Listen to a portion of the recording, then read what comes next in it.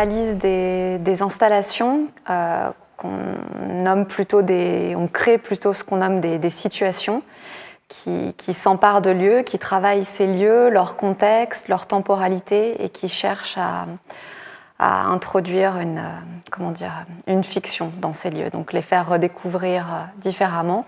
On s'est rencontrés à Les Caves, EDA, et la collaboration n'est pas née directement à l'école. Disons qu'on a été amenés les deux à s'auto-aider dans nos pratiques. Et de là est venue l'idée de collaborer de manière plus étroite jusqu'à réellement fusionner pour faire un travail ensemble. Et ça date à peu près de 2014. J'ai un souvenir d'espace qui m'était mis à disposition, qui était très généreux par rapport aux autres écoles où je suis allé après, où vraiment on avait la place pour travailler.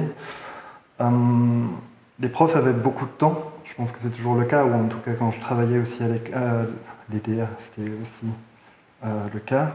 Et ça permettait d'avoir plus d'échanges, et il y a aussi ce côté où c'est moins... Il y a moins de compétition dans une autre école, on est aussi plus excentré, les gens viennent aussi plus d'endroits différents que d'autres écoles qui sont dans des grandes villes, et ce brassage était assez intéressant. Après, le MAPS en lui-même, c'est un programme